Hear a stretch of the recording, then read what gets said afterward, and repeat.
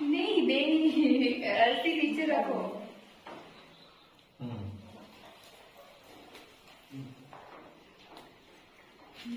तिलक तिलक लगाओ, फूल चढ़ाओ। हाँ, छोटे छोटे तिलक लगा दो।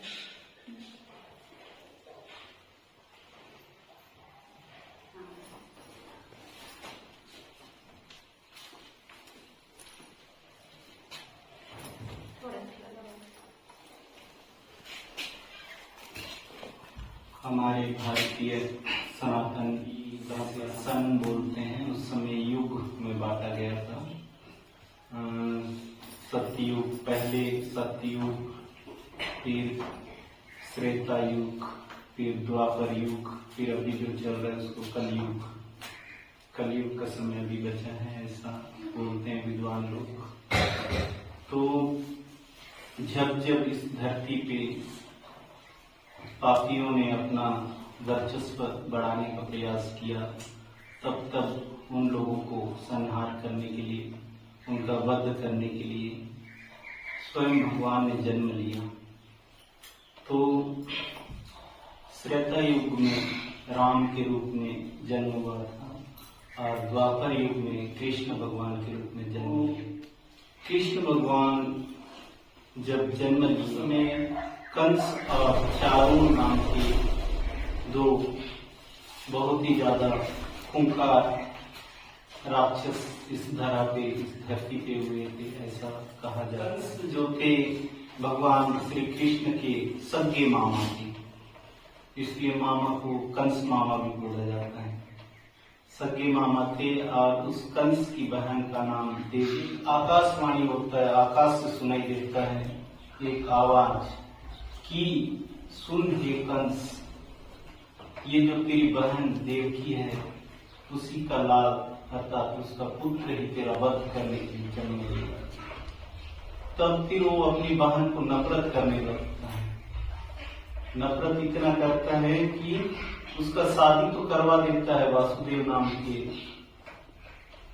व्यक्ति के साथ, लेकिन वो जो है उनको शादी करा करके अपने कारागार में बंदी बना के रखता है, ताकि इसका पैदा होने वाला हर बच्चा को मैं मार डालूं। घटना है उत्तर प्रदेश की मथुरा करके एक जगह है, वहाँ की। वो जो कंस था, देवकी का हर एक पैदा होने वाला बच्चा को मार डाला, लगातार 7 बच्चों को मार डाला। उसके बाद ये कृष्ण जो जन्म लिए वो 8वें नंबर के बाद इतना भारी बारिश हुआ, भयंकर बारिश हुआ और कारागार में ही, जेल तक का कारागार में ही उसका जन्म हुआ था।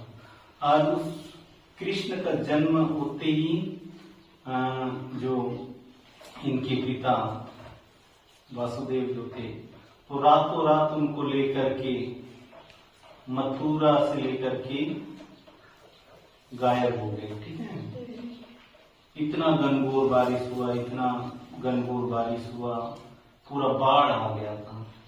क्या आ गया था? बाढ़।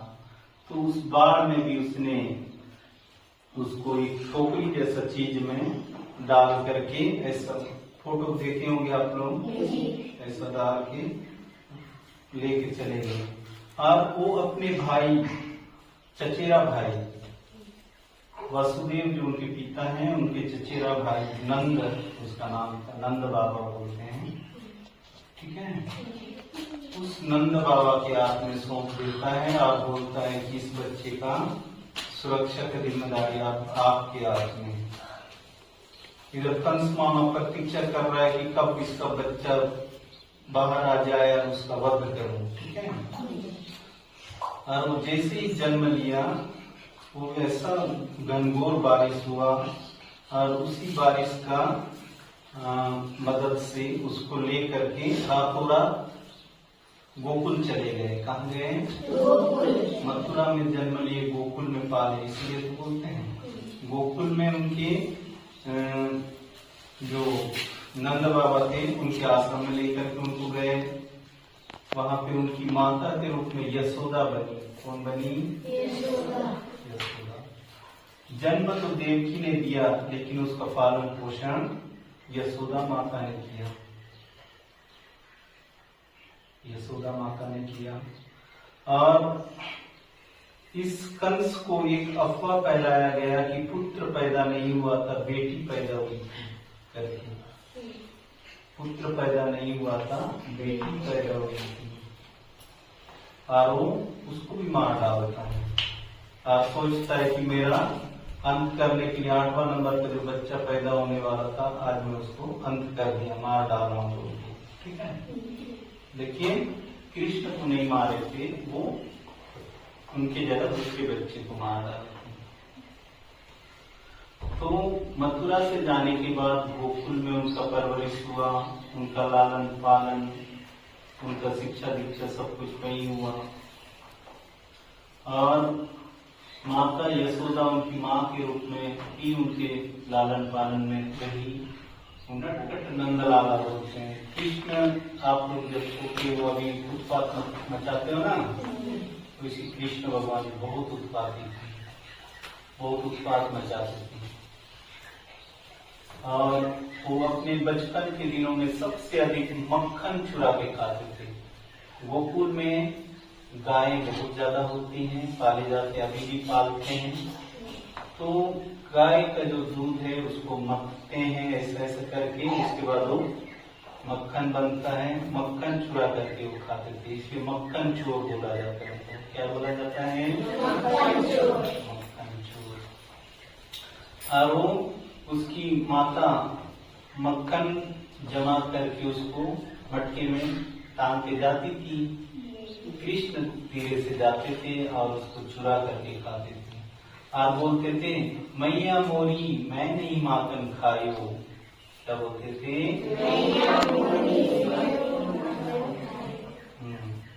ऐसा बोलते थे। और उनकी माता जब उनको डांटती थी कि कृष्ण तू ऐसा क्यों करता है करके, तब वो क्या बोलते थे? सब सका मिली मेरी मुख लपटायो।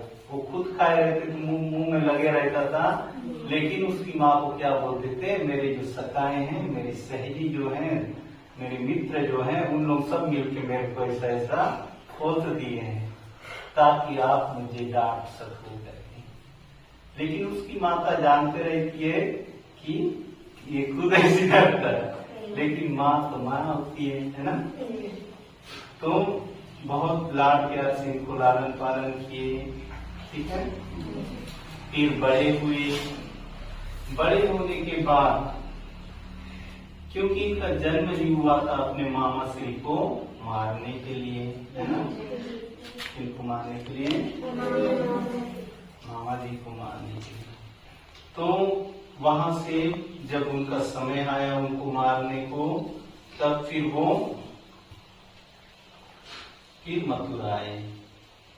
मथुरा आए और उसके बाद कंस मामा की क्या किए? हत्या किए। ऐसा पुराणों में कहा गया है। ठीक है, पुराणों में कहा गया है। और ये जो कृष्ण भगवान है वो विष्णु भगवान का अवतार है। कौन से भगवान के? विष्णु भगवान की। एक महाभारत करके एक बहुत बड़ा धर्म युद्ध हमारे इस धरा पे हुआ था। उस धर्म युद्ध के जो सूत्रधार थे, कर्ता धर्ता भगवान श्री कृष्ण ही थे। आप लोग पढ़ते हो 6वीं 7वीं 8वीं में गीता अमृतम करके लिखा हुआ है ना, संस्कृत में पुस्तक में है ना, गीता अमृतम। वहाँ 18 दिन का एक लड़ाई हुआ, युद्ध हुआ। वो एक पारिवारिक लड़ाई था, परिवार के बीच की लड़ाई था। परिवार की लड़ाई में इन्होंने जो भूमिका निभाई और उस रणभूमि में जो जो उपदेश कहा, जो जो ज्ञान की बातें कहा, उसको गीता अमृत नाम से लिखा गया है, गीता कहा गया है। उस महाभारत युद्ध का जो सार निकला, सारांश निकला, उसको गीता के रूप में लिखा गया। और गीता अमृतम, गीता जो है अमृत के समान है। किसके समान है? अमृत के समान। और अमृत को जो एक बार पी लेता है, सेवन कर लेता है, उसका मृत्यु दोबारा नहीं होता है, ऐसा कहा गया है। एक गीता का ये एक श्लोक है, सर्वधर्मान परित्यज्य मम एकम शरणम व्रज सर्व पापेभ्य परित्यज्य मम शरणम आगच्छ अहम त्वं मोक्षयिष्यामि। इसको बोलेंगे तो सभी धर्मों को छोड़ करके मेरे शरण में आ जाओ, सभी पापों से मैं तुम्हें मुक्त कर दूंगा और मैं तुम्हें मोक्ष दूंगा। ऐसा कृष्ण भगवान कहते हैं। कौन कहते हैं? कृष्ण भगवान। कृष्ण भगवान। इसलिए कृष्ण भगवान के जन्म होने के उपलक्ष्य में कृष्ण जन्माष्टमी बोलते हैं। क्या बोला जाता है? कृष्ण जन्माष्टमी। युक्तान धर्मस्य संभवामि युगे युगे। जब जब इस धरती पे पाप बढ़ेगा, मैं उस पाप को अंत करने के लिए मैं स्वयं प्रकट होकर के आऊंगा बोलते हैं। इसलिए तो बाला बाला देवी प्रतिमा वत्सो वत्सः श्री राम है करके बोला जाता है। बोला जाता है ना? एक हाथ से पकड़ो उसको। अपना